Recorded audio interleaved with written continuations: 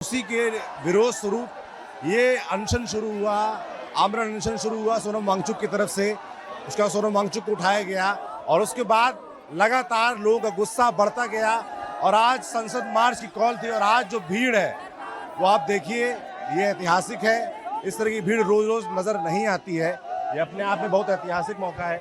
आप पीछे तक देखेंगे तो आपको बहुत दूर तक सिर्फ और सिर्फ भीड़ नजर आएगी। क्या नाम है? छत्तीसगढ़ से आया हूँ। छत्तीसगढ़ से जो है बस्तर संभाग के कांकेर जिले से।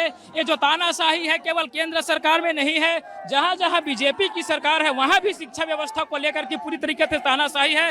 मेरे छत्तीसगढ़ में शिक्षा व्यवस्था की ऐसी की तैसी वहाँ की जा चुकी है। 3 सालों में 3 शिक्षक मंत्री बदलने जा चुके हैं। तो ये जो शिक्षा की व्यवस्था है, शिक्षा की नींव को है बीजेपी की सरकार अर्थात भारतीय जुमले पार्टी की सरकार जो है केवल जुमला दिखाना चाहती है और युवाओं को ठगना चाहती है। युवाओं को जो है शिक्षा की जो रीढ़ की हड्डी है उसे तोड़ना चाहती। बताना चाहूंगा कि छत्तीसगढ़ में डीएड बीएड जो प्रशिक्षित युवा हैं वो विगत 206 दिनों से नियमित आंदोलन करते आ रहे हैं और वहां पर जो शिक्षा मंत्री है उनके कानों में जू तक नहीं जा रही है। यहाँ तक कि सुप्रीम कोर्ट और माननीय उच्च न्यायालय के आदेशों का भी वहां पे अवहेलना किया जा रहा है। उनके आदेश आने के बाद भी शिक्षक भर्ती के संबंध में वहाँ की सरकार जो है निकम्मी बैठी हुई है। बिल्कुल, तो आप अलग अलग प्रदेशों से जो प्रोटेस्टर्स आए हैं, जो सीजेपी के समर्थन में प्रोटेस्टर्स आए हैं, उनकी अपनी अलग अलग डिमांड है।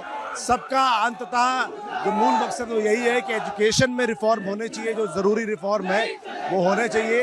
इस वक्त आपको बताऊं 9 बजने वाला है, 9 बजे वही टाइम है जिस वक्त प्रोटेस्टर्स ने, सीजेपी ने कॉल दी थी कि वो संसद की तरफ बढ़ेंगे।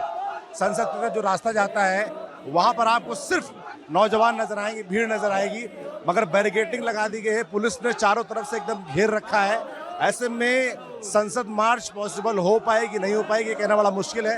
हम नजर बनाए हुए हैं जी। मैं छत्तीसगढ़ से हूँ, एक पीड़ित अभ्यर्थी हूँ।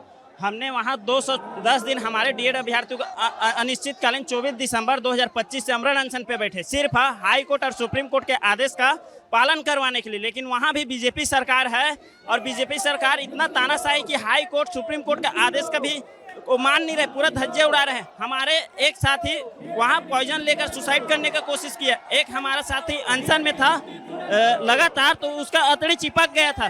2 बार उनका ऑपरेशन हुआ है। उसके बावजूद भी वहाँ का तानाशाही बीजेपी सरकार हम डीएड अभ्यर्थियों को नियुक्ति नहीं दे रहा है। मतलब वहाँ 10,463 स्कूल को बंद कर दिया गया है और युक्तिकरण होता है। जो प्राइमरी स्कूल में जो पहले 4 टीचर का सेटअप था, उनको सेटअप 1 टीचर और 1 प्रिंसिपल कर दिया। आप बताइए 5 क्लास को, जो गरीब मध्यम वर्ग के बच्चे हैं उनको 5 क्लास को 1 टीचर कैसे पढ़ाएंगे? तो बीजेपी का यही फंडा है। जहाँ जहाँ वह इसका सरकार है, पूरे भारत में शासकीय जो विद्यालय उनको बंद किया जा रहा है, पूरा प्राइवेटाइजेशन किया जा रहा है, सरकारी स्कूल को तहस नहस किया जा रहा है।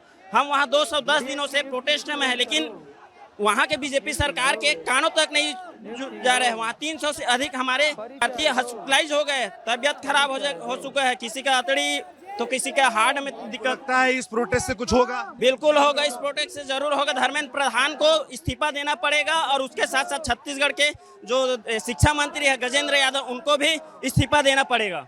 अलग अलग राज्यों से जो भी लोग आ रहे हैं वो अपनी राज्य की समस्याएं बता रहे हैं और उनको लगता है कि अगर इस आंदोलन से जवाबदेही तय होती है शिक्षा मंत्री धर्मेंद्र प्रधान की, तो जो उनके राज्यों में समस्याएं हैं वहां भी जवाबदेही तय हो पाएगी। इसी उम्मीद से ये इतनी बड़ी भीड़, दूर दराज से छात्र आ रहे हैं, छत्तीसगढ़ से, राजस्थान से, मध्य प्रदेश से, उत्तर प्रदेश से, बिहार से और साउथ स्टेट से लेकर नॉर्थ ईस्ट से लेकर वेस्ट से लेकर सब जगह से लोग आ रहे हैं। तो ये अपने आप में बड़ा अद्भुत नज़ारा है।